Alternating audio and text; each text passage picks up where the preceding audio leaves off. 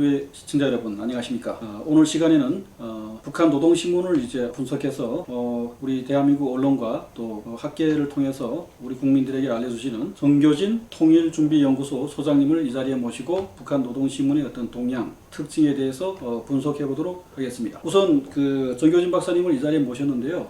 박사님 먼저 자기소개 부탁드리겠습니다. 예, 감사합니다. 저는 2000년도 후반에 한 5년 가까이 중국에서 탈북자 사역을 했었습니다. 그리고 이제 국내 들어와서 고려대에서 북한학 석사, 박사 과정을 마치고 지금 북한학자로서 이렇게 활동을 하고 있는데, 방금 이제 소개해 주신 거 통일준비연구소는 고려대 북한학 박사들을 주축으로 해서 형성된 연구소입니다. 그리고 제가 또 어쨌든 북한 인권하고 전에 또 관심이 있었고 해서 저희 본업은 매일같이 이제 노동신문을 분석해서 또 이제 노동신문 돋보기라는 코너로 계속해서 노동신문에 대해서 글을 쓰고 있는 북한학 박사 정교진입니다. 맞습니다. 소개하시는 중에 중국에서 이제 탈북민들을 이제 돕는 활동을 하셨다고 했는데요. 요즘 그 가장 특히 이제 이슈가 되는 부분이 중국에 있는 탈북민 약 500명에서 600명 가량 이제 정말 탈북민들이 중국 당국에 의해서 집단 강제 북송되지 않았습니까?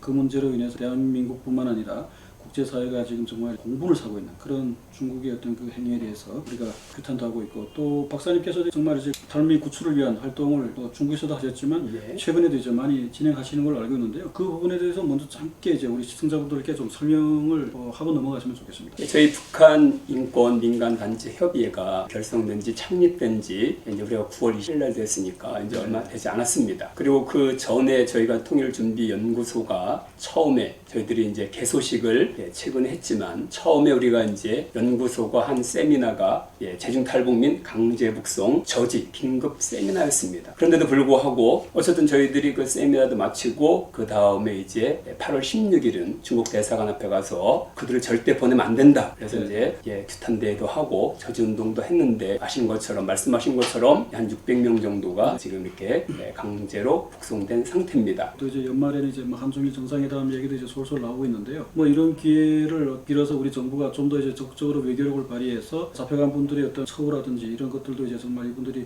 비인간적인 어떤 학대 이런 것들을 당하지 않게끔 참 중국 정부가 좀 더 노력을 하고, 또 이제 지금 현재 있는 분들 추가로 이제 북송되지 않도록 정말 우리 정부의 적극적인 노력이 있었으면 좋겠습니다. 그런 바람이고요. 그런데 제가 이제 여기서 한 말씀 더 드리고 싶은 것은, 사실 우리가 이제 중국 정부가 불법적으로 그들을 북송해놓은 것도 참 문제지만 이것을 그냥 그대로 지켜보고, 물론 방관은 안 하고 있지만 우리 NGO가 볼 때는 아직 부족한 부분들이 있습니다. 정부들, 특히 이제 외교부에서 지난번에 그 국정감사에서 중국에 있는 중국 대사 정대사라고 있는데, 그 정대사가 이런 어떤 질문을 받았을 때 중국에 있는 많은 탈북민들이 범죄에 연루돼 있다. 중국에서 죄를 범했다. 그래서 그런 문제가 좀 심각한 부분이 있다. 이렇게 얘기해서, 저 같은 경우는 또 중국에서 또 직접 또 그분들을 또 도왔던 사람이잖아요. 그러니까 그 탈북민들이 왜 중국 땅에서 범죄자로 될 수밖에 없는가? 왜 그런 상황으로 몰릴 수밖에 없는가? 그거에 대해서 대사는 알지 못하는 겁니다. 정말 탈북민들에서 관심이 있다면, 재중 탈북자들에게 관심이 있다면 왜 그들이 그런 식으로 범죄자로 몰리는가? 저는 그런 부분에서 좀 안타까움이 있었고, 아무쪼록 이 문제가 해결되길 바라는 그런 마음이고요. 오늘의 어떤 주제가 이제 우리가 노동신문 분석 아니겠습니까? 그래서 박사님께서 아마 전공으로 또 이제 하고 계시고, 어떻습니까? 요즘 노동신문을 매일 보시고 계시는데요. 분석글과 이제 기사도 쓰시고, 또 노동신문에서 최근 나타난 특이 동향이나 이런 것들이 어떤 게 있어요? 특이 동향이라기보다는 오늘도 그렇고 어제도 이렇게 노동신문을 보면, 지금이 이제 여기도 마찬가지지만 북한에 이제 지금 가을 추수기잖아요. 맞습니다. 그래서 이제 알곡 생산을 다 이제 수확을 했다.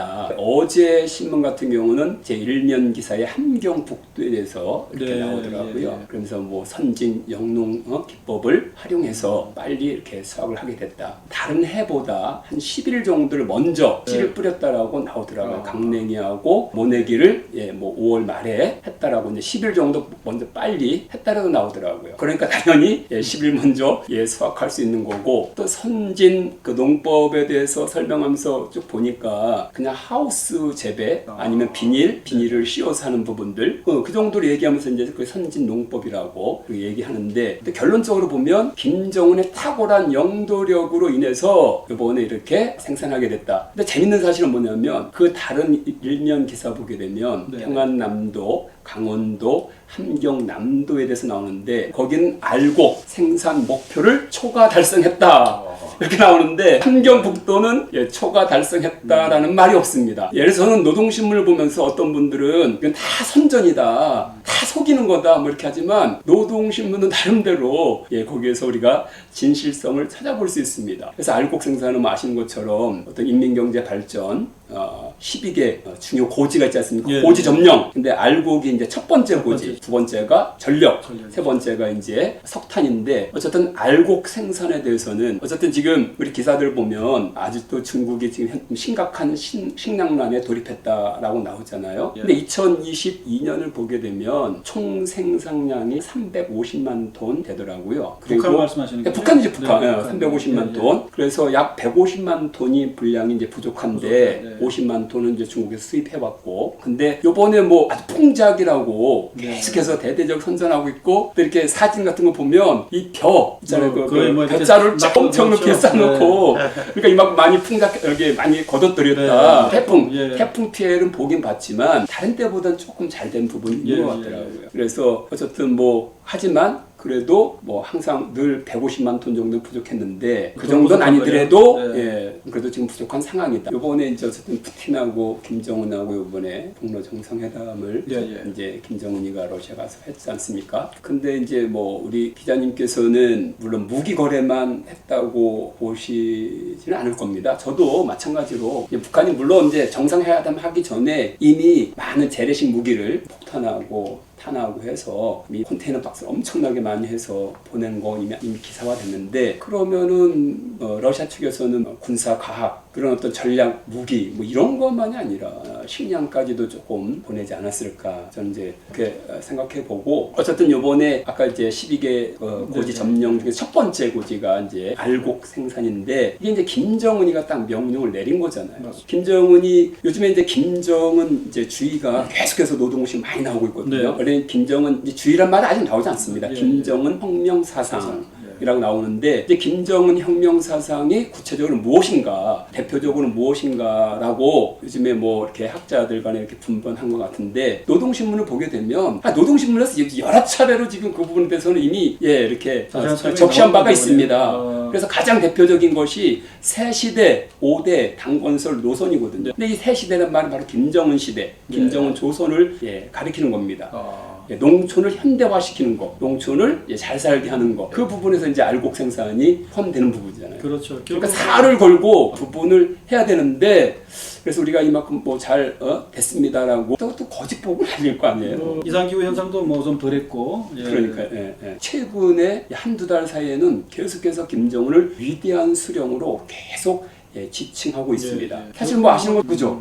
김정일도 사실 2012년에 김정일이 사망하고 김정은이가 김정일도 영원한 수령으로 추대를 했잖아요. 근데 한 번도 김정일에게는 수령으로, 다른 데는 모르겠습니다. 노동신문에는 김정은을 지칭해서 수령이라고 나오지 않습니다. 지금 새 시대라고 하면서 계속 이제 위대한 수령. 근데 위대한 수령인데 어떻게 보면 영도력이 김정일뿐만 아니라 김일성을 능가한다, 초월한다라고 노동신 그렇게 나오고 있습니다. 이제 그러면은 왜 그 김정은을 수령으로 등극했을까? 근데 이제 수령의 가장 큰 역할이 뭐냐면 새로운 사상을 창시하는 거거든요. 새로운 사상. 그러니까 이제 김정은의 혁명 사상이 대두가 된 겁니다. 김일성은 이제 주체 사상을 이제 자기 대표적인 사상으로 내놨고, 김정일은 성군 사상을 내놨고, 은의 사상은 뭡니까? 그러니까 이게 가만히 보면 이게 좀 재밌는 게 뭐냐면, 이게 주체 사상, 바로 김일성의 그 혁명 사상이잖아요. 율혁명 사상. 근데 그게 바로 일제 시대 때, 일제 치하 때 항일 빨치산 운동 그 정신이거든요.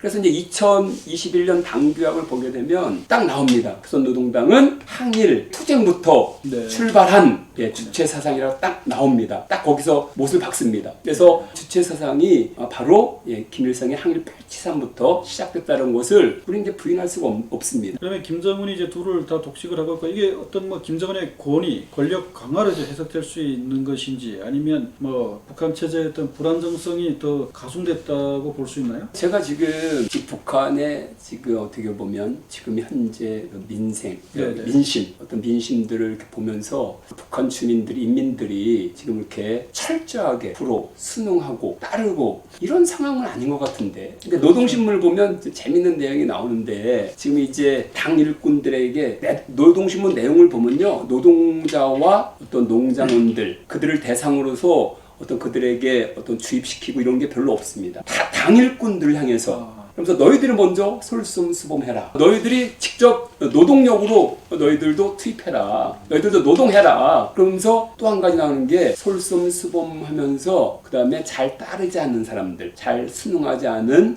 어떤 농장원들이나 노동자들을 우격다짐으로 하지 말고 그들을 잘 이끌어라. 그만큼 지금 노동자들과 농장원들이 잘 따르지 않는다는 게 이게 나오는 겁니다. 근데 이런 시기에 김정일을 뿐만 아니라 김일성을 능가하는 지금 권력을 지금 잡고 있습니다. 김정은이. 왜 그랬을까? 왜 그랬을까? 그만큼 강력하게 뭔가 더 통제할 필요가 있고 김정은의 존재 자체를 이제는 어떤 신적 존재를 부각시켜야만 어떤 이런 어떤 어려운 현실들을 타개해 나갈 수 있다라고 판단한 것 같습니다. 이제 뭐 김일성 그림자 지우기 이런 거잖아요. 김정일이 이미 지워진 것 같고 김일성의 그림자까지도 지워서 어떤 자기 독자 노선을 아까 말씀드린 것처럼 새 시대라고 2023년에는 이렇게 강력하게 그것을 내세우고 있는 시점입니다. 그렇다면 이제 박사님 그 말씀하신 내용들 참 충격적인데요. 이게 결국은 군사적 지위가 이 정도로 이렇게 격상됐고 결국 뭐 이제 국회나 이제 헌법까지 다 무시하고 국무위원장 김정은 개인이 결국은 뭐 핵단추까지 누를 수 있는 이런 어떤 막강한 권한이 이제 집중되었다고 볼 수 있는데요. 뭐 작년에 이제 북한이 그 핵도 이제 헌법에 이제 명시했고 또 올해도 남한을 겨냥해서 이제 전술핵을 발사할 수 있는 여러 가지 그 교리나 이런 것들을 정말 이제 제도화, 법제화하지 않았습니까? 이게 결국 미국을 향해서 핵을 가진 미국을 향해서 북한이 과연 핵을 쏠 수 있겠는가? 이런 어떤 우리가 던질 수 있는데요. 그렇지만 핵 없는 남한을 향해서는 충분히 이제 전술핵이나 이런 것들을 언제든지 김정은의 결단에 따라서 쏠 수 있지 않을까? 상당히 이런 우려가 생깁니다. 이번에 9월 14일이죠? 올해 14일은 그거는 이제 국가 핵무력 정책의 헌법화가 된 겁니다. 헌법화. 근데 이미 작년에 김정은에게 김정은이 선제 공격을 당할 시기에 핵무력을 사용한다 이게 아니고 그런 징후가 보일 때 핵무력을 사용할 수 있다. 근데 김정은이가 또 직접 임명한 그 기구가 있죠. 거기서 나름대로 판단해서 그래서 김정은이가 어디 출타하다가 공격을 당할 시에는 바로 그냥 핵공격이 들어갈 수 있는 겁니다. 그러니까 지금 한반도의 이 문제가 이 명운이 이 김정은의 한 사람에 달려있다는 것이 참으로 이것이 얼마나 참 우리가 이 끔찍한 현실이 아닙니까? 그런 것 같습니다. 이렇게 어떤 뭐 위기를 어쨌든 많이 느끼니까 이렇게 강력한 장치를 만들어서 결국 이렇게 북한 내부에서 핵 정책이 이렇게 일변도로 이제 나가는 거 아닙니까? 듣기로는 북한이 병진 노선을 이제 2013년도에 추진을 하면서 핵무력이 완성이 되면 핵무력에 그동안 사용됐던 군비의 일부를 민수경제나 인민생활 복지에 향상에 이제 돌리겠다 약속을 했고 뭐 북한 내부에서도 상당히 기대가 크거든요. 그렇지만 현재까지도 북한의 핵무력 건설은 현저히 진행형이고 오히려 또 확대되는 그런 양상에 있거든요. 끊임없이 이제 군비는 이제 증강되고 있는 이런 상황에서 어쩌면 경제는 계속해서 내리막길을 걷고 있고 아까 제가 내부 동요 불안전성에 대해서 이제 질문을 받을 때 김정은이가 제도적으로 안전장치를 마련했다. 이제 그런 부분과 더불어서 또 하나 말씀드릴 수 있는 부분이 김주의 이제 등장이거든요. 사실 이제 김주의 등장에 대해서 여러 학자들이 여러 가지 이제 의견들을 제시했고 최근에 얼마 전에 통일부에서 4대 후계자로도 가능성에 대해서 얘기할 수 없다. 그렇게 또 염두에 두는 걸 보고 근데 내가 노동신문을 어쨌든 이렇게 봤을 때 저는 이제 요즘에 계속 노동신문에서 나오는 게 김정은 유일적 영도 체계 확립 강화 이거거든요. 근데 이것이 바로 이제 김정은의 결사옹이. 근데 이제 수령으로 불린다고 해서 요즘에는 수령 결사옹이라고도 계속 이렇게 나오고 있거든요. 근데 이제 김정일 시기에는 이제 군부가 김정일을 지켰지 않습니까? 지금의 군부도 마찬가지입니다. 당은 조선노동당, 당은 바로 김정은이다. 그리고 당의 품은 곧 김정은의 품이다. 그럼 이것은 우리가 김일성 사당화 1980년부터 김일성 사당화 됐다고 하는데 이것은 김일성 그러니까 사당화보다 좀 더 한 단계 업그레이드라고 표현될까요? 더 강화된 측면이 있잖아요. 왜냐면 당 자체가 김정은이다. 그래서 저는 이제 그 다음부터 노동신문에서 당중앙 결사반철 하면 당중앙위원회를 가리키는 게 아니라 김정은을 가리킨다라고 저는 그렇게 보고 있어요, 그냥. 그것은 그만큼 김정은에게 절대적인 이제 충성을 계속 종용하기 위해서 그런 건데 또 한 가지 수단이 저는 이제 그 김주애라고 봅니다. 왜냐하면 한번 우리가 상식적으로 생각해 보면 고위급 간부들이 당정 간부들이 그러니까 당장 이제 김정은하고 계속 이렇게 대면하는 당정 간부들이 그러면 그들은 김정은만 이렇게 우러러봤으면 됐어요. 근데 갑자기 김주애가 딱 등장한 거예요. 근데 어떻게 해요? 김주 앞에서도 무릎 꿇고 다 하잖아요. 아니 김정은만 쳐다봤었는데 어느 날 갑자기 김정은의 딸도 물어봐야 되는 거예요. 그럼 어떻게 돼? 김정은은 더 넘볼 수 없는 존재가 더 부각이 되는 거잖아요. 그만큼 나도 내 딸을 가졌지 않느냐, 내가 쉽게 이것을 행복을 쓰겠느냐, 사용하겠느냐, 이런 차원으로 저는 이제 김주애를 등장시켰다고 하는데 나중에 보니까 그 김정은의 존재감, 존재성을 더 강력하게 강화시키기 위해서 김주애를 등장시킨 것이 아닌가 저는 해석하고 보고 있습니다. 결국 혈통을 내세움으로써 이제 결국은 김정은의 존재를 좀 더 부각시키는 그런 어떤 효과, 시너지 효과를 냈다고 볼 수 있겠네요. 네, 그러면서 이제 어쨌든 아까도 얘기했지만 그렇다고 해서 지금 김정은의 어떤 권력이 강화되고 절대적으로 지금 인민들이 충성하고 있느냐, 절대적으로 순응하고 있느냐? 그렇지 않다. 그러지는 않은 것 같다. 그래서 제가 이제 이것을 북한 출신 우리 박사에게 한번 확인해 보니까 자기 때도 김정일 시기에도 이런 게 조금 시도를 했었다 그러더라고요. 그래서 그때는 그냥 시도하다 말았는데 김정은은 이 부분을 또 강력하게 시도하는 거고 있습니다. 이만큼 뭔가가 자꾸 더 김정은 정권의 안정을 위해서 여러 가지로 지금 이렇게 장치를 마련하고 있는데 여기에 대해서 이제 부작용이 있는데 어쨌든 저는 요번에 노동신문 보니까 다시 이제 도시군에서 대의원 선거가 있다 그러더라고요. 그래서 깜짝 놀란 게 몇 년 전에 그 지방 대의원 선거에서 투표율이 70%가 조금 넘었다는 거예요. 그래요? 북한은 거의 99%. 그러니까요. 다 그렇게 알고 있잖아요. 안 믿겠다 이제 못 믿겠다. 불신이 이렇게 지금 팽배지고 있다는 겁니다. 그만큼 어떤 민심의 어떤 동요가 일어나는 것들을 어쨌든 막 그냥 억누르기 위해서 그래서 그 방법으로 김정은을 계속해서 신격화까지 이렇게 가고 있는 것이 아닌가. 지금 이것이 저는 북한 현실이라고 보고 있습니다. 정말 이제 북한 노동신문의 행간을 통해서 이렇게 북한 내부의 어떤 민심까지 우리가 이제 심층 깊이 들여다볼 수 있는 정말 좋은 시간이었던 것 같고요. 정말 오늘 말씀 너무 잘 들었습니다. 어느 때보다 저희가 북한의 동향을 잘 살피고 국가안보에 만전을 기해야 되는 그런 시점이 아닌가 싶습니다. 참 제 말씀 듣고 보니까 이제 김정은의 어떤 결심에 따라서 정말 핵이 이제 우리의 머리 위로 날아올 수도 있는 정말 그런 위급한 상황이라고 한반도의 어떤 그 안보가 상당히 이제 위기에 처한 풍전 등의 위기라고 볼 수 있고요. 정말 실감나는 걸 이제 느끼게 되었습니다. 지금까지 정교진 통일준비연구소 소장님을 모시고 북한 노동신문의 행간을 통해서 북한 내부의 어떤 사정을 들여다보는 그런 시간을 가졌습니다. 여러분 모두에게 유익한 시간이 되셨길 바라면서 저희는 오늘 여기서 마치겠습니다. 감사합니다.